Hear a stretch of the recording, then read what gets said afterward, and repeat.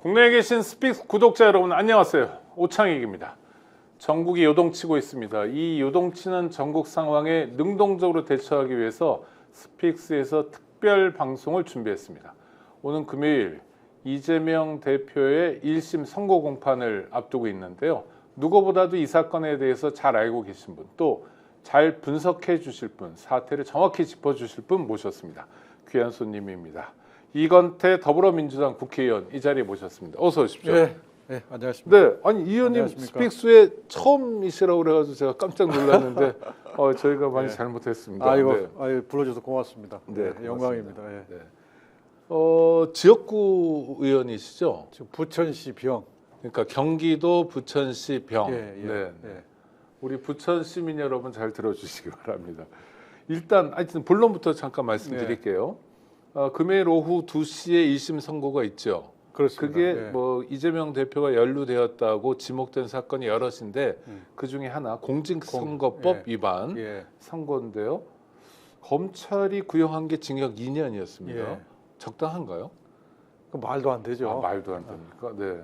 그 이제 그렇게 이제 과도한 형을 구형한 것은 법원 압박용 그리고 여론 호도용 그렇게 정리할 수 있습니다. 법원 압박 또 여론 호도를 위해서 그러니까 여론 호도라는 건 뭐냐면 실제로 징역 2년이 안 나오더라도 이재명 대표라는 사람은 징역 2년쯤 처해야 될 범죄자다 이렇게 낙인 찍는 겁니까? 그런 측면도 있고 네네. 또 검찰에 대한 이제 일반 시민들이 검찰이 저 정도 중형을 구형을 했으면 그만한 이유가 있지 않겠느냐라고 이제 여론을 호도하려고 하는 거죠. 아니 땐 굴뚝에 연기 나랴. 예. 맞아요. 저도 예전에 이재명 성남시장 이전에 뭐 정치에 이제 처음 시작하고 이럴 때 검사 사칭했던 사람이다 이런 얘기를 들었거든요. 그러니까 약간 나쁜 사람처럼 보이더라고요. 그게 일종의 이미지고 그렇습니다. 그게 검찰이 노리는 효과군요. 그리고 이제 법원한테는 우리는 이렇게 그 유죄를 당연하게 생각하고 있고 죄질도 굉장히 불량하다고 생각하고 있다라고 하는 것을 법원한테 이렇게 압박을 하는 거죠. 그러니까 법원은 우리 검찰의 이런 생각을 잘 알아서 당연히 유죄 또 중형을 선고해 달라 이렇게 압박하는 겁니다. 실제로 뭐 송무도 해보셨을 거 아니에요. 재판 같은 거 많이 해보셨을 텐데 검사로서 또 변호사로서 이렇게 보시면 그 검찰의 구형이 법원을 압박하는 효과가 있습니까? 있죠. 있죠. 그러면 이제 특히 이제 1심은 그 압박의 정도가 그 약간 영향을 미치는 것 같고요. 2심은 조금 이제 검찰로부터 많이 자유로운데 1심은 아무래도 한 울타리에 있잖아요. 법원과 검찰이. 그리고 이제 자주 보니까 공판검사도. 그래서 약간의 영향력이 있는 것 같아요. 검찰에서 이 정도 하면 뭔가 내용이 있을 거라는 막연한 부담도 있을 그런 거고요. 부담이 있죠. 하여튼 알겠습니다. 근데 만약에 유죄가 나오면 지금 복잡한 거죠? 유죄가 나오면 그렇습니다. 이제 그 대선 때 선거 비용을 보전을 받았잖아요. 그렇죠. 대선 때. 그런 걸 다 이제 반납해야 된다고. 그게 뭐 400억이 넘는다면서요? 근데 유죄를 그렇게 당선 무효이 유죄가 나올 가능성이 없습니다. 그 기준이 100만 원인 거죠. 100만 원 이상의 유죄가 나온다면 이재명 대표는 어떻게 됩니까? 만약 확정이 된다면 1심이어서 뭐 상관없겠지만 확정이 된다면 100만 원 이상이 확정된다면 이제 의원직을 상실하고 국회의원 그만해야 되고 또 아까 말씀하신 그 액수 선거비용 400억 보전받은 것을 이제 당에서는 반납해야 되고 그런 상황이 엄청난 사건이네요. 엄청난 사건이죠. 그런데 의원님 보시기에 당선 무효형이 안 나오는 건 물론이고 유죄 가능성도 없다. 근데 자신 있게 말씀하시는데 자신 있습니다, 저는. 그러니까 한번 따져보시죠. 뭘 잘못했다는 거예요, 이재명 대표가? 그러니까 공직선거법 위반, 특히 그 중에서 허위 사실 공표인데 잘못했다는 범죄인가 뭡니까? 두 가지인데요. 이제 한 꼭지는 김문기 몰랐다. 그 두 번째 꼭지는 백현동 사업과 관련해서 국토부로부터 협박을 받았다. 취지는 그겁니다. 근데 김문기 몰랐다는 부분은 김문기라는 분은 그 성남 도시개발공사에서 일했던 처장, 분. 처장. 근데 그게 묻기를 김문기 씨를 개인적으로 좀 아십니까? 이렇게 물었어요. 아, 저 방송에서요? 네네. 예. 개인적으로 좀 아십니까? 그러니까 몰랐습니다. 시장 재직 때에는 네네. 이렇게 대답을 하거든요. 근데 이것은 이제 실제로 몰랐던 게 팩트고요. 그 당시 이재명 대표는 기억에서 시장 재직 때는 김문기라는 존재를 몰랐다는 게 팩트고, 왜냐하면 성남시 공무원하고 성남시 산하의 도시개발공사의 전체 공무원 숫자가 5천 명 된대요. 성남도 어마어마하게 크군요. 엄청 크죠. 근 100만 도시니까요. 그러니까 거기 5천 명 중에 뭐 근데 도시개발공사의 사장, 네. 뭐 또는 본부장 이 정도야 알겠지만 그 밑에 직급으로 내려가면 알기 어렵습니다. 그리고 그래서 이제 정치를 하는 사람들은 대부분이 그 많은 사람 중에 누구 특정인을 기억하는 게 얼마나 힘든지를 다 알아요. 그래서 사실은 어제 만난 사람도 오늘 기억을 못 해가지고 창피를 당하고 쩔쩔매는 경우도. 유권자 중에 그런 사람이 있습니까? 혹시 의원님한테 정말 처음 보는 사람인데 저 알죠? 나 이렇게 친근감을 표하는 사람 꽤 있겠네요. 지역 그렇죠. 같은 데가 보면. 네. 정치하는 사람은 그런 당혹감을 느낄 때가 많습니다. 저도 실제로 어제 무조건 아는 체 해야 되겠네요. 저는 실제로 어떤 경우가 있냐면 어젯밤에 저랑 저녁을 같이 먹었어요. 네네. 몇 명이세요? 한 6명이서. 6명. 근데 제가 다음날 기억을 못 했어요. 그게 왜 그러냐면 많은 사람을 선거 때 만나잖아요. 네네. 그러면 이제 저녁 자리에 잠깐 인사하러 가서 저녁 같이 먹었다 하더라도 그 자리에 저를 초대한 사람은 기억을 해요. 네네. 나머지 사람은 이제 그냥 추상화해서 기억하는 거예요. 그 사람이 일행일 뿐이군요. 그 사람의 일행, 그 사람의 지인 이렇게만 기억을 하지 그 특정해서 구체적인 사람을 기억하기 참 힘들어요. 그러니까 아주 기발한 얘기를 했다거나 기억할 만한 무슨 아주 뭐 엄청 재밌는 얘기를 했다거나 이런 인상적인 장면이 아니라면 어제 저녁 먹은 사람도 기억하기 어렵다. 또 하나 궁금한 건 그럼 이재명 대표가 김문기 씨란 분을 기억 못했다고 범죄자라는 거 아니에요? 지금 검찰이 놀리는. 이제 그 첫 번째는 그래서 팩트에서 기억을 못했다는 게 진실이고, 두 번째는 이제 공소사실 자체의 문제점인데 공직선거법이 후보자의 모든 행위를 다 처벌하는 건 아니에요. 이렇게 후보자의 자질과 능력, 이렇게 유권자 입장에서 의미가 있는 것에 관하여 거짓말했을 때만 처벌하는 거예요. 이를테면 어떤 겁니까? 자질과 능력에 대한 학력을 속였다든가, 경력을 속였다든가, 출생지를 속였다든가 등등. 유권자 입장에서는 표를 던짐에 있어서 고려사항이 되는 중요한 부분들. 저 사람이 박사학위를 딴 대학 교수인 줄 알았는데 박사학위를 딴 게 아니거나 뭐 그렇습니다. 잘못됐거나 이랬을 때 거짓말을 했다. 국민들 앞에서. 그래서 허위사실 공표죄가 공직선거법 250조인데 250조에 그런 항목들을 제한적으로 열거를 해놨어요. 법률에요? 법률에. 방금 말한 학력, 경력 이런 것들 열거를 해놨다고요. 그런데 이재명 대표가 김문기 씨를 기억하느냐 못하느냐, 기억, 인식 이것은 그 구속 요건에 안 들어가요.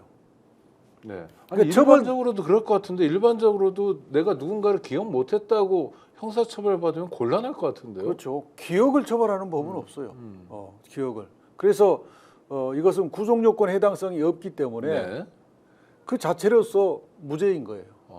그래서 이제 검사가 이것을 김문기를 몰랐다라고 하는 것은 거짓말이다라는 취지로 기소를 했는데 기소한 이후에 변호인들이 이건 구속요건 해당성이 없지 않느냐라고 계속해서 반박을 하니까 결국 자기들도 이 법리를 깨는 게 어렵다고 생각하고 나중에 기소한 후에 한 1년 9개월쯤 지나서 공소장을 바꿉니다. 그래가지고 변론 종결 거의 다 돼서 바꿔요. 어떻게 바꾸냐면 김문기를 몰랐다고 하는 것은 김문기와 이재명 대표 간의 교유 행위에 관한 거짓말이다. 어렵죠. 굉장히 교유라는 게 우리 흔히 교분을 나누는 거를 교유라고 하는 거죠. 교유 행위. 사귈 교자에 놀유자예요. 사귀고 논다 이거예요. 그러니까 굉장히 친밀한 사이 때 교유 행위죠. 근데 교유행위라는 말이 국어사전에 없어요. 교유. 이 사람들은 왜 국어사전에 없는 말들을 쓰죠? 그러니까 왜 그 행위라는 말을 넣냐면 네네. 아까 말한 그 공직선거법 250조에 행위가 들어가 있어요. 네네. 학력, 경력, 출생지 등의 행위가 들어가 있어요. 아, 그러니까 기억과 인식을 처벌 못한다라는 예. 변호인들의 반론을 예. 수용하기는커녕 예. 엉뚱한 방향으로 가는 거고 그러니까 그래서 말을 만들어내고 김문기를 몰랐다는 것은 기억이다. 네. 기억은 구속 요건이 없다. 네. 그럼 구속 요건에 맞출 수 있는 그나마로 억지로 맞출 수 있는 게 행위다. 그럼 이 기억과 행위를 어떻게 연결할 거냐? 그래서 교유행위라는 말을 만들어내고 김문기를 몰랐다는 것은 교유행위에 관한 거짓말이다. 그러니까 행위에 관한 거짓말이다. 네. 그러니까 구속 요건에 있다. 기발하긴 한데 좀 나쁜 사람들 같네요. 그러니까 이재명 대표의 말씀은 김문기를 성남시장 당시에는 개인적으로 몰랐다 이 말인데 그 말을 1차 해석을 해가지고 그 말은 교유행위라고 하는 공상의 공소사 구속 요건에 관한 거짓말이다. 이렇게 지금 설계를 한 거예요. 그게 되려면 소위 진행자가 SBS 방송으로 기억하는데 이재명 당시 후보에게 김문기 처장과 뭐 교유 행위를 한 적이 있냐라고 그렇죠. 질문하면 난 그런 적 없다. 네. 그 사람 만난 적도 없고 뭐 내가 행위할 일이 없다라고 하면 성립이 될 가능성이 좀 있는 거죠. 그러니까 이것은 뭐라고 검찰이 뭐 교유행위라는 추상적인 용어를 만들어놨든지 간에 결국은 김문기를 몰랐다는 거예요. 김문기를 몰랐다는 것은 기억과 인식에 관한 것이고 이것은 처벌 대상이 아니에요. 네. 아무리 검찰이 장난을 쳐서 공소사실을 바꾸더라도 그건 움직일 수 없는 사실이에요. 아니 의무는 그럼 죄가 안 되잖아요, 애초에. 네. 그러면 수사하면 안 되잖아요. 보면 아니까. 네. 그렇죠? 그 짧은 인터뷰만 들어보면 뭐 누가 고발을 했든 어떻든 간에 수사 뭐 그냥 들여다보면 수사건이 아니잖아요. 근데 왜 수사를 했냐? 그래서 이제 이걸 이제 그 고발을 했을 때 그 고발인 조사를 하는 검사가 조서에 그 고발인한테 이렇게 물어요. 아니 김문기를 알고 모르고는 인식에 관한 문제인데 이게 처벌 근거가 되는 거냐? 이렇게 물어봐요. 검사가. 네네. 그러니까 정권이 윤석열 대통령으로 바뀌기 전에 최초에 조사했던 그 검사는 그렇게 물어봐요. 그러니까 이 사건은 객관적인 검사가 보면 죄가 안 되는 거예요. 그러니까요. 그리고 또 하나는 이재명 대표를 이 김문기 몰랐다로 기소할 때 동시에 윤석열 당선자에 대해서는 대통령에 대해서는 같은 혐의에 대해서 동종 혐의에 대해서 불기소 처분했어요. 네. 그러니까 윤석열 후보자가 김만배를 알았느냐, 김만배하고 개인적인 친분이 있습니까? 이렇게 물었을 때 김만배하고는 그때 이제 왜 그렇게 문제가 됐냐면 물으니까 전화 한 통화 한 적이 없다 했다가 아니 중수부 회식 때 김만배가 참석을 했다는데 한두 번 하니까 회식 참석은 한두 번에 한 것 같은데 나는 김만배하고 개인적인 친분이 없다 이렇게 얘기했어요. 네네. 그러면 이재명 대표가 김문기 몰랐다는 것하고 윤석열 후보가 김만배와 개인적 친분이 없다는 게 똑같잖아요. 그렇죠. 똑같은데 여기에 대해서 검찰은 불기소 처분하면서 뭐라고 했냐면 개인적 친분이 있는지 없는지 친밀도가 어느 정도인지는 개인의 판단과 인식의 문제다. 이건 공선법에서 처벌하지 않는다. 해가지고 불기소 처분을 했어요. 그러니까 국가가 개입할 영역이 아니라는 거잖아요. 근데 저 김만배 관련해서는 너무 놀라운 게 김만배 씨 누나가 윤석열 당시 후보 아버지의 집을 샀다며요.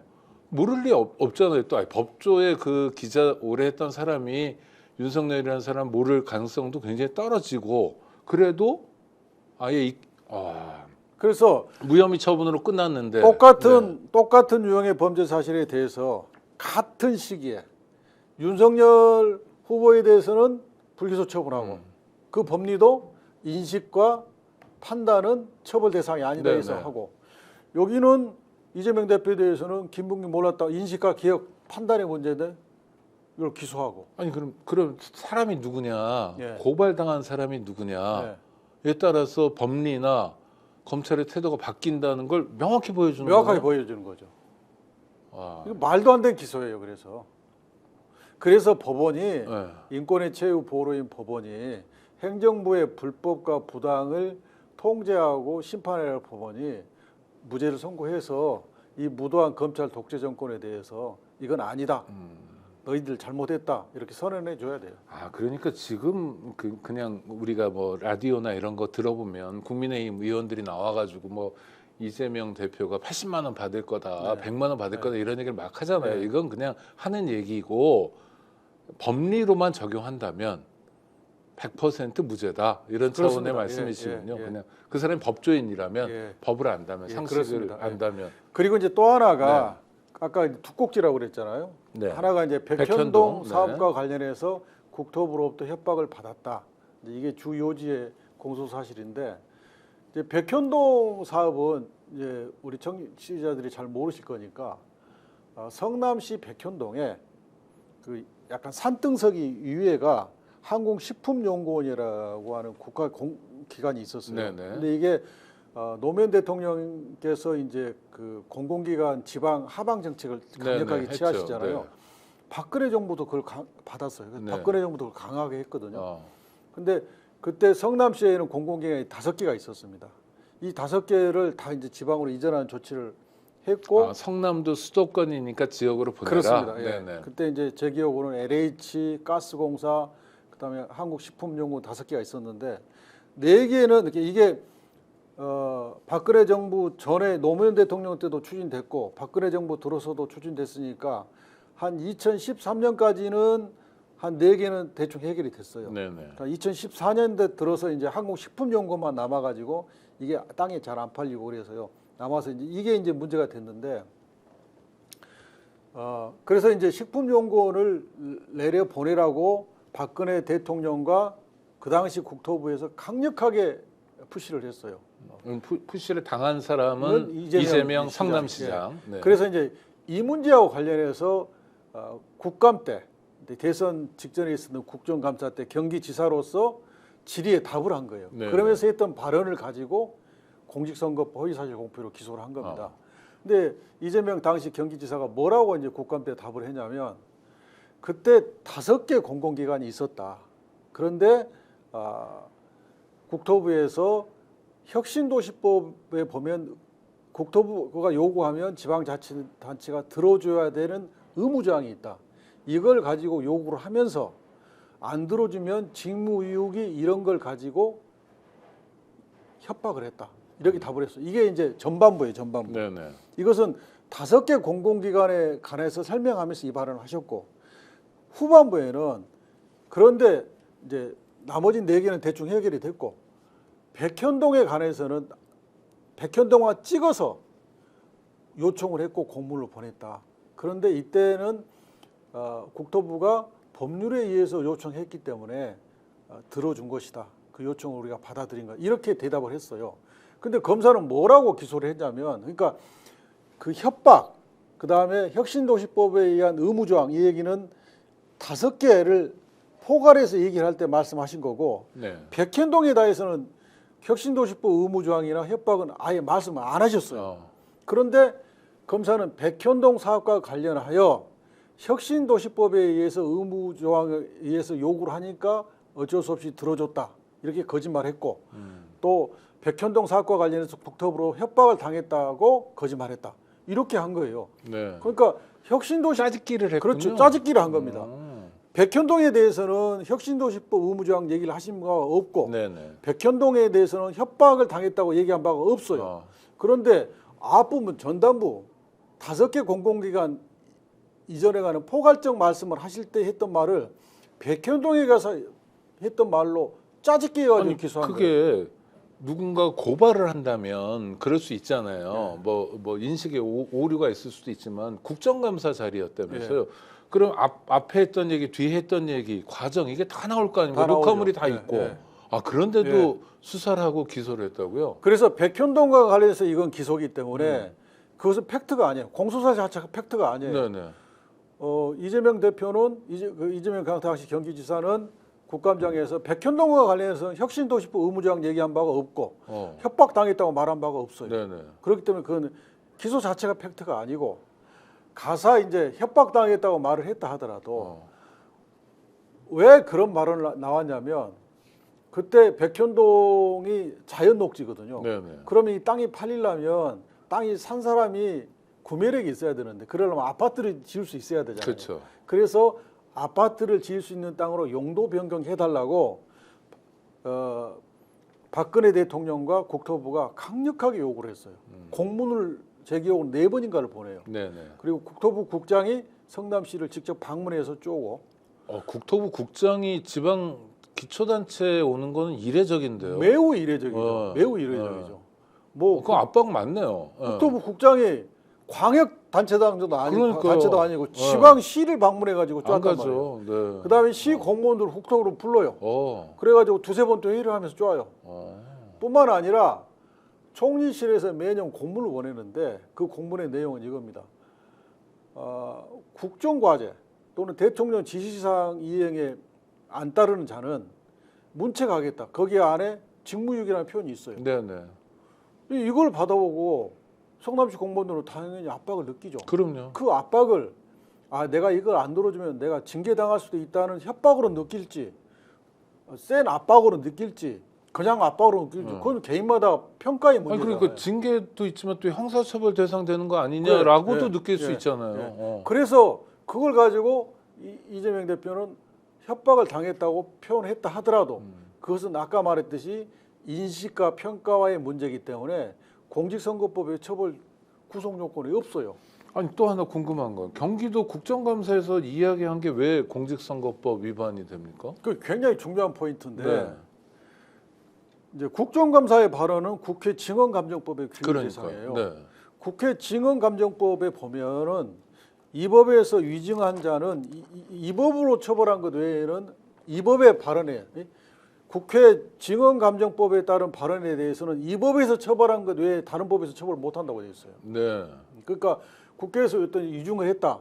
그러면 국회 상임위가 고발해가지고 위증으로 처벌하는 것 외에는 국회에서 발언은 다른 법에서는 문제 못 삼도록 되어 있어요. 그러니까 국회에서 누군가 증인이 나와서 얘기할 때 그 표현의 자유를 좀 국회가 지켜주는 거군요. 그렇습니다. 이렇게. 그렇습니다. 예. 자유롭게 얘기해라. 그렇습니다. 그 대신 예. 국민들 앞에서 거짓말하지 마라. 뭐 예. 이런 거. 그러니까 취지가. 그 발언을 자유롭게 해라. 네. 그래서 국회에서 그 발언을 이중으로 문제 삼지 않는 한 다른 법에서는 문제 삼지 않는다 하는 게 취지예요. 네네. 그럼 국정감사장에서 경기지사가 국회의원들이 물으니까 이렇게 답을 했어요. 네. 그건 공직선거법상 후보자로서 얘기한 게 아니라 그렇죠. 경기지사로서 국감장에서 답을 한 거예요. 근데 이게 왜 공직선거법상 기소 대상이에요? 그러니까 제가 여쭤보는 게 왜 공직선거법상 그래서 허위사실 공표죄예요? 지금 백현동 관련 협박받았다는 것은 팩트에서도 문제고 네. 그다음에 법리에서도 인식과 판단의 문제이기 때문에 또 문제고 또 증언감정법에 의해서 선거법에 의해서는 문제를 삼을 수 없는 사안이기 때문에 또 문제인 겁니다. 아니 이게 그러니까 내용과 형식 뭐 말할 것도 없고 지금까지 저하고 인터뷰하면서 거짓말한 거 하나도 없으시죠? 하나도 없습니다. 하나도 없습니다. 정말로. 네. 그러니까 아니, 그냥 있는 그대로의 사실을 말씀하신 거잖아요. 저를 아는 법조인들이 무수히 많고 네. 저를 아는 검사 후배들이 보고 있는데 제가 뭘 거짓말하겠어요? 그러니까요. 그러니까 이건 제가 말씀드린 게 있는 그대로 말씀드린 거고요. 그래서 무죄를 자신하는 겁니다. 아니 근데 그러니까 무죄는 이제 금요일 날 결과를 우리가 지켜보면 되는데 그 두 가지가 이건택 의원님 설명을 쭉 따라가다 보니까 정말 말도 안 돼요. 그냥 어거지도 이런 어거지가 없어요. 이게 가능한 일인가요, 대한민국에서? 아무리 검사 독재 정권 어쩌고 그래도? 그래서 정말 실망스럽습니다. 그래서 예전에 정부에서도 검찰이 대통령한테 협조적으로 검찰권을 운영하는 사례가 종종 있었지만 이번 윤석열 정부 들어서 검찰은 한마디로 선을 넘었어요. 해도 너무해요. 그러니까 역대 정부에서 대선이 끝난 다음에 대통령 당선자, 대통령이 자기 경쟁자를 이런 말도 안 되는 아주 가벼운 인터뷰상에 했던 말을 가지고 선거법으로 문제 삼은 전례가 없었어요. 네. 왜냐하면 방금 봤듯이 자기는 불기소를 하게 하고 네네. 이재명 대표는 똑같은 유형의 범죄 사실을 기소하는 거 이거 자체가 형평에 맞지 않고 두 번째는 자기는 당선돼서 대통령이 되는 순간 불소추 특권을 받잖아요. 네. 기소할 수가 없어요. 그렇죠. 그러니까 죄가 서사 되더라도 기소가 안 된단 말이에요. 그러면 상대방도 똑같은 대우를 해줘야 될 거 아니에요. 그리고 그렇게 해야만이 국민 통합이 되잖아요. 근데 이 정부는 그런 뭐 염치가 없어요. 아니 그러니까 정부가요. 그러니까 대통령이 그런 마음이 있다 쳐요. 그렇더라도 일선의 검사들이 예를 들어 공소를 한다는 건 검사가 국가 공문서를 작성하는 거 아닙니까? 그래서 국민들에게 또 법원에게 보여주는 거 아니에요? 이렇게 죄가 있다고. 그러면 좀 말이 되게 해야 되는데 자기가 제일 잘 알잖아요. 말이 안 되는 걸. 근데 어떻게 실행을 하죠? 전 그게 너무 궁금해요. 대통령이 검사 출신이라 그런지 검사들이 이 정부 들어서는 역대 어느 정권에 비해서도 매우 그 검찰의 수사의 독립성과 정치적 중립성을 잃어버렸어요. 그래서 이제 정상적인 검사라면 결재를 올릴 때 네. 윤석열 불기소하고 이재명 불기소를 같이 올려서 같이 결재받아서 같이 불기소를 끝내야죠. 그렇죠.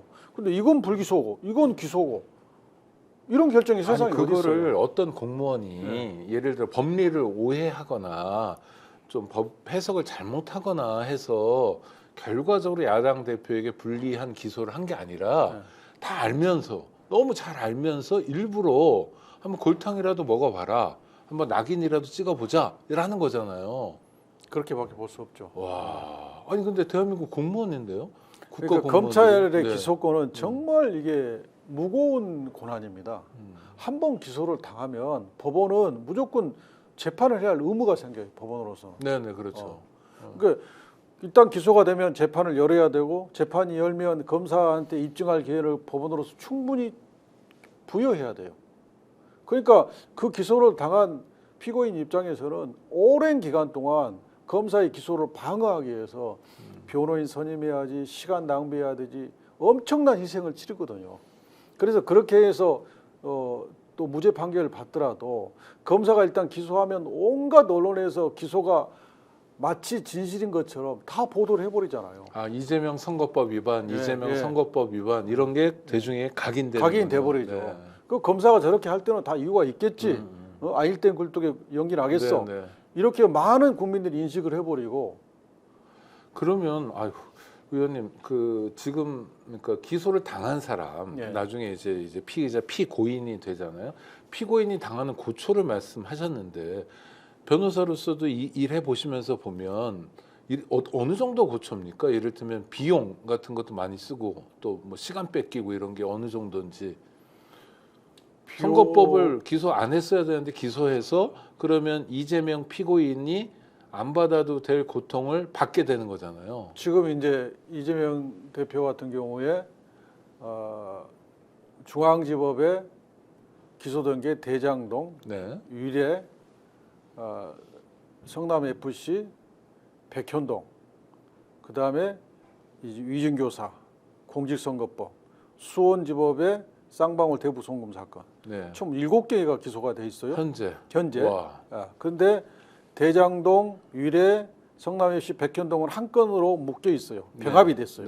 그래서 이제 33부에서 재판하고 있고 원래는 위증교사도 이게 병합해서 재판을 해줘야 돼요. 그런데 이제 국힘당에서 하도 떠들고 반대를 하니까 이것을 33부 같은 재판부인데 사건을 병합하지 않고 별개로 재판을 하고 있어요. 그래서 이제 이게 11월 25일 날 위증교사가 이제 선고가 될 예정이잖아요. 이 대장동 등 사건은 일주일에 2번씩 재판을 받았어요. 그다음 이와 그럼 일주일에 2번이 보통 몇 시에 재판을 시작해요? 10시에 재판하면 오후 6시에 끝납니다. 6시에는 끝납니까? 안 끝날 때도 있죠. 근데 보통 6시에서 7시 사이에 끝나요. 저녁은 먹어야 되니까. 그래서 이제 일주일에 2번을 무조건 재판을 나가야 되고 그러니까 야당 대표가 일주일에 2번씩 오전 10시에서 6시 어쩌면 7시 뭐 8시까지 매번 나가야 되는 거예요. 그러니까 일주일에 2번 대장동 사건 화요일 날 금요일 날 했고요. 그다음에 이준교사 사건은 한 달에 한 번 월요일 날 했어요. 그러니까 이준교사 사건이 있는 그 주는 일주일에 3번을 재판을 받아야 돼요. 네네. 그다음에 이제 공직선거법 사건은 금요일 날 열리거든요. 네. 격주에 한 번씩. 이게 공직선거법 재판이 열린 날은 대장동 사건을 쉬어요. 네. 이제 그러니까 지금까지는 최대 3일, 일주일에 3일을 꼬박 재판에 묶여 있어야 돼요. 법정에 묶여 있어야 되는 그럼 거예요. 이재명 대표의 근무지는 여의도가 아니라 그렇죠. 서초동이네요. 예. 그리고 만약에 지금 수원지법 사건을 그래서 병합해달라고 한 거예요. 네네. 중앙지법에. 근데 수원지법 사건이라는 게 대북송금 사건. 대북송금. 근데 그 대북송금 사건도 원래 수원지검에 수사를 하다가 네. 이재명 대표를 구속시키려고 중앙으로 보냈어요. 보내가지고 대북송금, 백현동, 위증교사 3건을 묶어가지고 덩치를 키워가지고 네네. 영장 청구했는데 법원이 다행히 기각했잖아요. 그러니까 그러면 법원의 1차 판단을 받은 사건이면 그 법원에 기소하는 게 합당해요. 그렇죠. 근데 그걸 다시 수원지법으로 돌려갔어요. 그래가지고 수원지법에 기소를 했단 말이에요. 그래서 수원지법에서 재판을 일주일에 2번씩 하게 되면 일주일 내내 재판을 받아야 되는 거예요. 그러면 이재명 대표는 도대체 일상생활을 어떻게 합니까? 아니 그리고 정치인으로서 역할도 전혀 못하는 전혀 거예요. 못하는 거예요. 그러니까 이게 사법부가 있고 입법부가 있고 행정부가 있으면 불구속 재판의 원칙, 무죄 추정의 원칙상 일상생활을 보장해 줘야 될 뿐만 아니라 입법부의 일당의 대표잖아요. 네네. 그럼 입법부의 역할도 보장을 해줘야죠, 사법부가. 근데 입법부의 일당의 대표를 일주일 내내 법원에 묶어두겠다. 그럼 법원이 의도하지 않았더라도 이것은 검찰의 정치적 탄압에 법원이 제동을 걸지 못하고 그것을 뭐 따라갔거나 그래도, 동조했거나. 예. 네. 소극적으로나마 지금 협조하는 그런 꼴이 돼버려요. 그렇기 때문에 이것은 누가 보더라도 이런 경우를 미국이나 영국이나 프랑스나 선진국에서 우리 야당 정치인이 이런 경우를 당하고 있다면 이걸 인권 탄압이라고 그래도 누가 뭐라고 하겠어요. 그렇죠. 네. 명백한 인권 아니, 탄압이잖아요. 그리고 무슨 뭐 대장동 사건도 그렇고 다른 거 보면 보통 뭐 기록이 뭐 몇만 페이지가 된다 이런 얘기를 언론에서 보게 되는데 그거는 검찰청에서 만든 기록이죠. 그러면 피고인 입장에서 그 기록을 어떻게 복사해다가 봐야 됩니까? 어떻게 해야 됩니까? 그러니까 뭐 기록 복사하는데 뭐 1,000만 원, 2,000만 원 듭니다. 한 건에요? 그러니까 사건 대장동 하나에? 사건 복사하는데 복사비만 1,000만 원 들었어요. 와, 그 누가 냅니까? 이재명 대표가 내야 되는 거죠. 복사비 1,000만 원을요? 예. 생으로? 예. 와. 그러니까 이제 그게 대장동하고 백현동에서 한 30만 쪽 될 거예요. 네. 대장동만 해서 한 20만 쪽 됐으니까. 그러면 30만 쪽이면 변호사가 그걸 다 보려면 못 볼 것 같은데요? 근 1년 걸려요. 기록만 보는데도. 그러면 1년 와, 보십시오. 1년. 변호사 한 명이 그 사건만 해서는 생계 유지가 안 되잖아요. 그럼요. 예. 그러니까 이것은 거의 방어가 불가능해요. 예를 들어 법률 회사 같은 데가 이재명 대표 변호를 맡거나 이런 경우도 있습니까?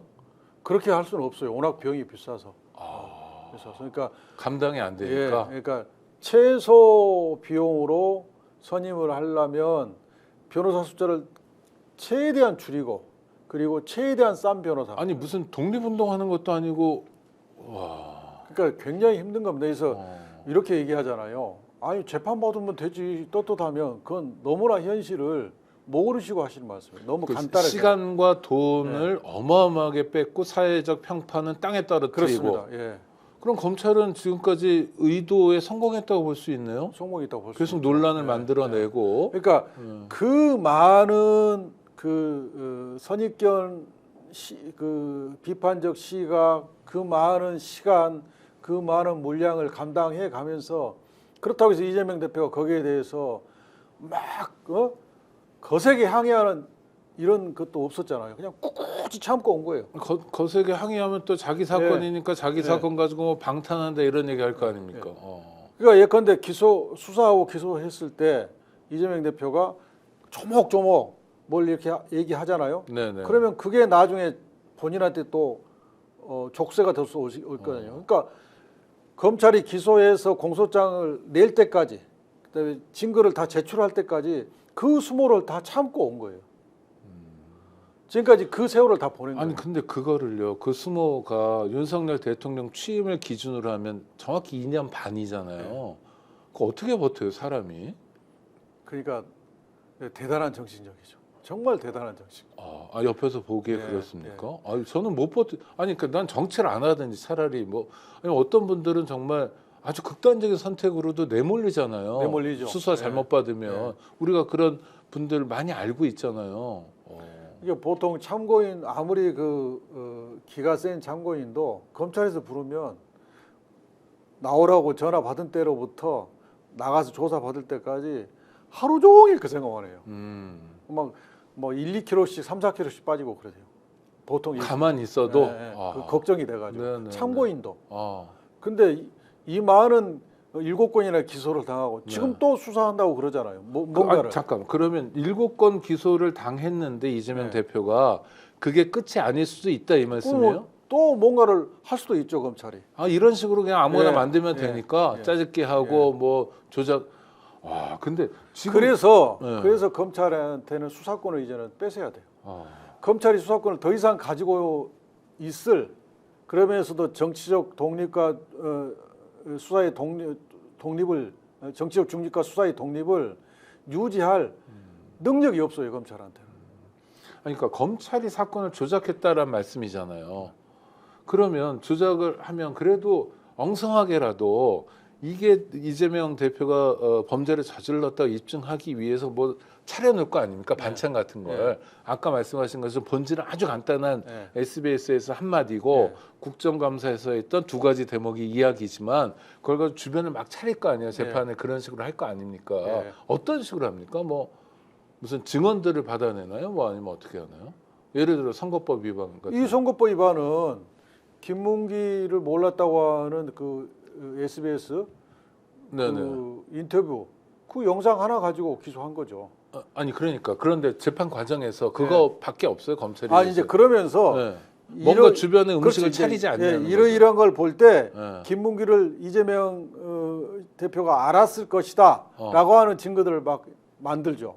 예를 들어서 뭐 성남시청 공무원을 불러가지고 그때 국토부로부터 협박 받았냐 안 받았냐. 그러면 검찰이 뭐 윽박지르시 물으면 협박을 받았다 하더라도 협박 안 받았으면 이렇게 진술하죠. 그런 걸 증거를 내면서 봐라, 이 공무원은 협박 안 받았다는데. 그런 작업을 검찰이 그런 작업을 실제로 하는 거예요. 그런 작업을 하는 거예요. 그 인력들을 투입해서. 그리고 또 예컨대 그 호주 출장을 가서 이제 벌어진 일이잖아요. 호주 출장을 갔을 때 김문구랑 골프를 쳤다. 이제 이것을 이제 주장을 하면서 그때 호주 출장 가셔서 이제 출장 일정을 찍은 사진이 한 2,500장 정도 된대요. 그럼 그거 압수를 했어요. 그러면 원칙대로는 수사 기록 목록에 그 2,500장 사진을 압수했다는 걸 기재를 해야 돼요. 근데 본인들한테 검찰한테 그 유리하고 좀 활용할 수 있는 사진 한 30장만 수사 기록 증거로 쓰고 기재해 놓고 나머지는 기재를 하지 않는 거예요. 그럼 만약 기재를 해 놓으면 변호인이 2,500장 압수된 거 좀 봅시다. 라고 요청해서 받을 수 있거든요. 그렇죠. 근데 그게 만약에 변호인 측에 넘어가면 자기들한테 불리할 것 같으니까 아예 목록에서 안 넣는다는 거예요. 근데 검사는 그러니까 범죄자를 처벌하는 역할도 있지만 진실을 밝혀주는 역할 있잖아요. 그래서 뭐 공익의 대표자니 뭐 이런 얘기도 하지 않습니까? 그래서 그걸 객관 의무라고 그럽니다. 객관 의무. 검사 스스로 공익의 대표자라고 그래요. 그다음에 법에도 공익의 대표자로 나와 있어요. 그 공익의 대표자는 공익이기 때문에 객관 의무가 있어요. 피고인한테 불리한 증거도 수집하지만 유리한 지도 수집해야 돼요. 그래서 그걸 다 모아놓고 종합해서 판단해 줘야 돼요. 근데 불리한 증거만 제출하고 유리한 증거는 숨겨버리고 이건 객관 의무에 위반되는 거예요. 그건 일종의 범죄 아닌가요? 그래서 제가 법 왜곡죄를 네. 제출했다니까요. 법 왜곡죄를. 그러니까 누군가를 처벌하기 위해서, 누군가를 처벌하지 않기 위해, 누군가를 처벌할 목적으로, 누군가를 처벌하지 않을 목적으로, 봐줄 목적으로, 또 누군가를 가볍게 처벌할 목적으로, 범죄 혐의가 발견됐음에도 불구하고 수사를 하지 않거나, 범죄 사실이 인정됨에도 불구하고 기소하지 않거나, 증거를 왜곡 조작하거나 이런 것들을 제가 유용화해가지고 이건 법 왜곡이다. 이건 처벌한다. 그게 법 왜곡죄예요. 이걸 반대할 이유가 없잖아요. 그렇죠. 만약 밝혀진다면. 근데 법 왜곡죄라는 게 검사 같은 사람들을 염두에 두신 거잖아요. 그렇죠. 검사하고 수사 경찰관. 그런데 그 범죄를 실제로 밝혀내는 건 굉장히 어렵거나 불가능할 것 같은데. 법 왜곡죄가 있으면 검사나 수사경찰관이 그런 짓을 못 한다 이거죠. 네네, 의식하게 되니까요. 의식하게 네. 되죠. 나중에 밝혀지면 처벌받으니까. 네네. 근데 지금의 직무유기 가지고 이게 다 통제가 안 돼요. 명확하게 범죄 혐의가 발견됐음에도 불구하고 수사하지 않거나 범죄 사실이 인정됨에도 불구하고 기소하지 않거나. 예컨 도이치모터스. 네. 지금까지 우리가 발견된 언론에 나온 증거만으로도 저는 기소가 충분하다고 보이거든요. 법의 왜곡죄가 있으면 주임검사가 아니 부장님 이거 기소 안 하면 저하고 부장님 처벌받습니다. 이럴 거 아니에요. 네네. 그래서 이번 찍어 누르는데도 한계가 그렇죠. 있겠네요. 한계가 나 있죠. 죽는다. 아니면 예, 사표 쓰고 예, 나가겠네요. 차라리 그렇죠. 그 검사는 나중에 처벌받을 걸 이게 생각하면. 법 왜곡죄가 독일에 있는 법이에요. 아, 독일에 실제로 독일에, 한다. 네. 아니 독일이 이 형사 뭐 이런 거를 좀 선진국이고 인권 선진국이잖아요. 우리가 배울 게 많다고 하는 나라죠. 독일에는- 헌법재판소도 독일로부터 우리가 다 개수한 법이잖아요. 네네. 헌법재판소법도. 그러니까 인권의 선진국이 독일에 있는 법이에요. 법 왜곡죄가. 국민의힘에서는 반대하고요. 반대하고 반대는 논거는 뭡니까? 그게 있으면 소신 있는 수사를 못 한다. 겁나가지고. 그래요? 뭐 그런 얘기입니다. 아니, 소신 있는 수사가 사람 잡으라는 건 아니잖아요. 그리고 얘가 아까 조금 더 설명드리면 네. 이제 그 호주 출장 결재를 할 때 이재명 대표가 결재한 문서에는 그 출장 그 자 명단에 김문기가 없었어요. 다른 사람이 있었어요. 이하목에가. 네. 근데 한 달쯤 후에 이게 출장자 명단이 이하목에서 김문기로 바뀌었어요. 바뀌었을 때는 이재명 대표가 결재를 한 문서가 아니에요. 네네. 근데 결재한 표지하고 두 번째 공문서에 속지를 딱 해가지고 어느 영상으로 찍은 게 있었어요. 그걸 영상을 딱 제시하면서 봐라 김문기가 출장자인 명단에 이재명 대표가 결재했지 않느냐. 그러면 이거 이재명 대표가 김문기 가는지 알았겠지라고 공무원한테 참고인 조사를 하면서 물어봐요. 그러니까 공무원이 보고 그렇겠네요라고 대답해요. 그걸 증거로 제출했어요. 아니 그러니까 이 구독자들께서 지금 이건태 의원님 말씀하시는 거를 믿기가 어려운데 예? 공문서는 따로 있는데 그거를 표지 가리 뭐 이렇게 내용을 표지 가리라고 하는 거예요. 그래서 바꿔가지고 그거를 보여주면서 이러니까 알 거 아니냐고 예. 공무원을 검사가 압박했다. 그걸 유죄 증거로 냈다. 그래서 지금 선을 넘었다고 하는 거예요. 선을 넘었다. 많이 넘었네요. 옛날 검찰은 이렇게까지 안 했어요. 옛날 검찰은 대통령의 협조적인 검찰권 행사를 하면서도 한계가 있었어요. 그래서 대통령이 무리한 요구를 하면 이건 더 이상 안 됩니다. 대통령한테도 불리합니다. 이렇게 설득을 했다고요. 근데 지금 그게 작동이 안 돼요. 아니, 정말 심각한 아니 이거는 예를 들어서 뭐 국가 기강의 문제이기도 하고 국가 기강의 문제죠. 법치주의 문제, 법의 지배의 문제, 뭐 그러니까 완전 근간이 이렇게 흔들리는 거 아닙니까? 그러니까 지금 검사 출신이 대통령이 되다 보니까 이게 거의 뭐 이 특수부 검사들하고 그 대통령하고 거의 일원화돼 버린 것 같아요. 제 느낌은 아니, 그래요. 일어나됐더라도 아무리 정략적 판단을 하더라도 그래도 서류를 조작해가지고 뭐 압박하고 그걸 유죄 증거로 내고 그걸 또 변호인들이 밝혀낸 거 아니에요, 그렇죠? 그러면 안 되는 거잖아요. 그러니까 모든 공문서를 다 압수수색했으니까 이재명 대표가 결재한 서류, 결재하지 않은 서류를 다 가지고 있어요. 네네. 근데 이걸 짜집기한 영상이 뭐 어디에 보도된 것이 있는지 그걸 딱 제시하면서 그러면 그걸 제시하면서 봐라 이렇게 됐지 않느냐. 그러니까 김문기 참석한 걸 이재명 대표가 알았다. 호주 주장. 아니 그럼 저라도 공무원이면 그런 서류를 보여주면 그렇겠네요라고 말하겠네요. 일반인이나 공무원은 검찰에 대한 공신력이 있잖아요. 검사가 그렇게 하니까 맞겠네요 이렇게 대답하는 거예요. 그럼 그거 가지고 그냥 진술 작성해가지고 보십시오. 그 당시 성남시 공무원도 이렇게 진술했습니다. 이렇게 증거를 낸다니까요. 그러니까 말도 안 되는 교유행위라는 개념을 끄집어낸 것도 문제지만 구체적으로 그걸 입증하는 과정도 이렇게 엉터리였다 해서 무죄는 너무 당연하다. 그런데 구독자들께서 걱정하시는 분들은 그래도 좀 정권이 이렇게 좀 흉포하달까 이런 측면이 있는 것 같아요. 또 대통령 기자회견 같은 거 보면 이분은 약간 정말 염치 뭐 이런 게 좀 다른 것 같아요, 우리하고. 그래서 법원을 굉장히 강하게 압박해서 그 압박에 판사가 재판부가 굴복하거나 할 가능성 걱정할 일은 정말 없나요? 걱정이 되죠. 아, 그러니까 됩니까? 네. 그 이화영 쌍방울 1심 판결을 보면 좀 걱정이 돼요. 그러니까 이상한 판사를 만났을 때. 아. 이상한 판사. 그러니까 이상한 판사를 만날 가능성을 완전히 배제할 수는 없거든요. 네네네. 이상한 판사의 이상한 판결. 이 가능성을 완전히 배제할 수 없기 때문에. 그러니까 지난번에 영장 기각됐을 때도 그게 백현동 쌍방울 대북 위증교사 사건이었는데 그걸 범죄 사실과 증거를 우리 변호인들은 알잖아요. 네네. 아, 이거 가지고는 영장이 발부될 수가 없다라고 어. 생각하면서도 또 돌아서면 야 그래도 판사가 아니야 눈 감고 발부해보면 어떻게 하느냐.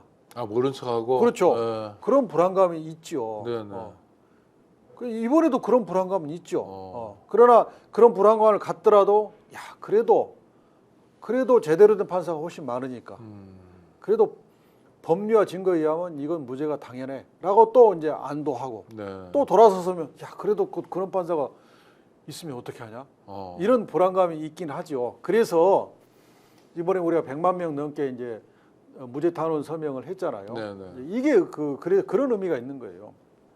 우리가 공개 재판을 하는 이유가 재판은 누구라도 와서 아무 이해관계 없는 사람들 와서 법정에 앉아서 구경할 수 있어요. 그리고 기자들도 가는 거 아닙니까? 네. 공개 재판의 의미가 뭐냐면 공개된 재판에서 하게 되면 판사가 공정한 재판을 할 수밖에 없잖아요. 네네. 눈치도 봐야죠. 국민 눈치 보고 있으니까. 네. 그게 공개 재판하는 하는 의미거든요. 네. 그러면 공개 재판에 법정에 앉아 있는 사람을 우리가 100만 명으로 늘린 거예요. 그래서 100만 명 이상의 시민들이 판사님한테 공정한 판결 해주십시오라고 탄원을 했단 말이에요. 그러면 재판장이 아 이건 내가 올바른 판결하지 않으면 안 되겠구나 하는 압박을 받는다 이거죠.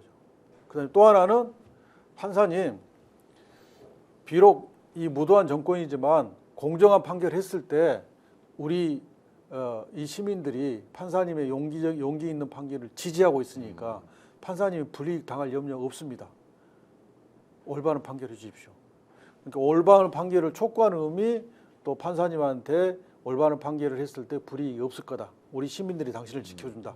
이런 두 가지 의미가 있어요.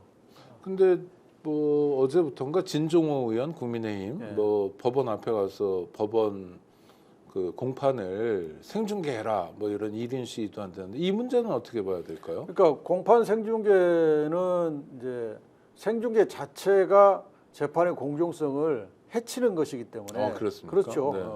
아주 특별하지 않으면 공개해서는 안 되는 거예요. 생중계는 안 되는 거예요. 네네. 공개 재판만 하면 되는 것이지 이걸 생중계하는 것은 안 되는 거란 말이에요. 그러니까 더구나 그것을 국민의힘에서 정치적 압력으로 재판부한테 행사하는 거잖아요.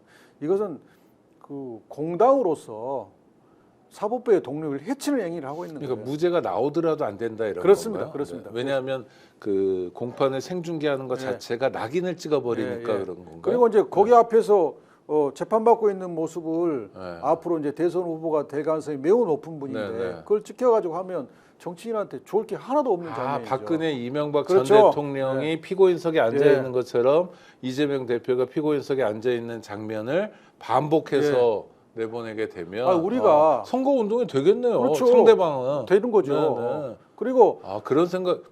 대선 운동을 하는 거군요. 미리. 우리가 그리고 법정에서 왜 사진을 못 찍게 합니까? 네네. 다 그 개인정보 침해 문제가 있거든요. 네네. 누가 재판받고 있는데 사진 찍으면 그 사람이 얼마나 치명적이에요. 네. 무죄를 받더라도. 그래서 지금 이 국힘당의 요구는 대단히 사법권 침해의 요구이기 때문에 법원이 그걸 받을 리가 없습니다. 네네. 그걸 받는 순간 일반 국민들은 재판의 공정성을 의심하게 되거든요. 그래서 근데 박근혜 전 대통령의 경우에 생중계한 적 있잖아요. 뭐 탄핵 심판이나 이런 경우도 있었고, 이건 어떻게 봐야 됩니까? 그건 이제 매우 특별한 케이스죠. 아주 그건 대통령 정도 대통령 되면? 정도고. 네. 그리고 그 재판 공개에 대한 국민 지지가 굉장히 높았잖아요. 네네. 이 케이스는 신분으로나 국민들의 이 원함, 국민들이 그 원하는 정도나 이랬을 때는 재판 공개 생중계를 할 명분이 없죠. 그러니까 이렇게 전문가의 말씀을 듣는 게 중요한데 보통은 그냥 뭐 식당이나 이런 데서 얘기할 때 또 하면 뭐 생중계 해야지 뭔 소리야 이렇게 말씀하시는 분의 목소리가 커질 수도 있거든요. 아 근데 생중계 자체가 이재명 대표에 대한 낙인 찍기고 네. 정치적 의도가 분명히 있는 거다. 그 생중계를 그렇게 장려하는 거라면 평상시 때 재판 정도 사진 찍게 해야죠. 네. 일체 사진 녹음이 안 되잖아요. 그러니까 이런 요구를 대한변협이나 민변이나 이런 데서 하는 게 아니라 국민의힘이 하고 있다는 것도 우리가 봐야 될 포인트 중에 그렇습니다. 하나. 완전히 정략적인 요구죠. 네, 네. 알겠습니다. 그럼 이건태 의원님 보시기에 금요일 재판 또 무죄고 25일 재판도 무죄입니다. 똑같이 예, 무죄라고 예, 보시는 예. 거고 오늘 그 위증교사 지금 지금 이제 많이 이야기는 하지 않았습니다. 예, 선거법을 이제 시간을 많이 해서 드리는 바람에 위증교사를 네. 설명드릴 기회가 없는데 위증교사도 선거법만큼이나 무죄가 확실합니다. 법리적으로나 증거적으로나. 네. 하여튼 그런데 그렇게 사건을 조작하고 했던 검사들은 뭐 나중에 처벌하고 이런 것도 중요하지만 뭐 처벌이 능사는 아니니까요. 다음부터 그러지 못하도록 해야 되는데 그건 앞서 의원님 말씀하신 것처럼 수사권과 기소권을 엄격하게 분리하는 것으로 개혁을 해야 된다. 검사 출신으로 그런 얘기를 하면 친정인데 그래도 좀 서운하다는 얘기도 들으시겠습니다. 서운하다고 얘기하는 후배들이 있겠죠. 네. 그렇지만 저도 이제 검찰을 사랑하고 또 대다수 검사들이 밤늦게까지 일하면서 민생사건 처리하고 하는 것에 대해서는 저는 충분히 인정하고 그걸 주장하는 입장인데 지금 검찰 수사권이 이렇게 악용되는 상황에서 검찰 스스로 내가 수사권을 행사할 능력이 없다는 것을 이미 입증이 됐기 때문에 또 반복적으로 이것은 고치지 않으면 국가가 너무 힘듭니다. 사회가 너무 힘들고. 그래서 검찰은 본래 본인들이 인권 옹호기관이고 준사법기관이라고 그러잖아요. 그러면 인권 옹호기관이고 준사법기관이라면 경찰이 인권침해 수사를 했을 때 영장 청구권을 가지고 제동을 걸어주는 역할을 그러니까 해야 집회에서 뭐 그 시민들하고 충돌 생겼을 때 구속영장 청구하면 그러지 말라고 그러는 그걸 게 딱 검찰이었고 제동을 걸어줘야 돼요. 사법부 자기들이 준사법권이라고 할 때는 사법부만큼 독립적으로 정치로부터 독립적으로 권한을 중립적으로 행사를 해야 되거든요. 그래야 준자를 붙일 수 있죠. 준사법이라고. 근데 그걸 지금 안 되고 있잖아요. 왜냐하면 자기가 직접 수사를 하기 때문에요. 그래서 이제는 수사를 못하게 해야 돼요. 그게 거의 유일하고 궁극적인 해결책 같아요. 진짜 백이 인권 옹호 기관으로 거듭나야 그렇습니다. 하는 숙제도 그게 있다. 검찰도 행복합니다. 네네. 검찰도. 지금같이 지금 뭐 권력을 쓰는 것 같지만 사실 불행한 일이죠. 스스로. 제가 이번에 그 심우정 검찰총장 후보자 청문회 때 심우정 총장한테 그랬어요. 아니 검찰이 대통령 편에 국민 편에 서지 않고 대통령 편에 서갖고 이득된 게 뭐냐? 아니 기소권 일부는 공수처로 해가지고 뺏겼고 또 수사권 조정돼가지고 수사 착수권 대부분을 경찰한테 다 뺏겼고 그게 다 대통령 편에 서서 다 그런 일이 발생한 거다. 이제라도 국민 편에 서야 지금 가지고 있는 권한이라도 지키지 계속해서 대통령 편에 서면 이것마저 다 뺏긴다. 애정 어린 질책이네요. 대통령 편에 서면 총장 자리가 뭐 2개석이 늘어나냐 그런 얘기를 제가 했습니다. 네, 알겠습니다. 아이고 오늘 의정 활동으로 바쁘신 가운데도 이렇게 우리 스픽스 구독자들을 위해서 시간 내주셔서 감사하고요. 이 사안을 이해하는데 아주 도움이 많이 됐을 겁니다. 저도 그렇고요. 구독자 여러분 함께해 주셔서 감사하고요. 검찰이 국민의 공복으로서가 아니라 오로지 자기만을 위해서 또는 정권만을 위해서 일하고 심지어 지금 확인한 것처럼 사건까지 조작하는 일은 없어야겠습니다. 그러기 위해서 우리 이건태 의원님도 많은 역할을 해주시고요. 구독자 여러분도 관심 가져주시기 바랍니다. 함께해 주셔서 감사합니다. 예, 감사합니다.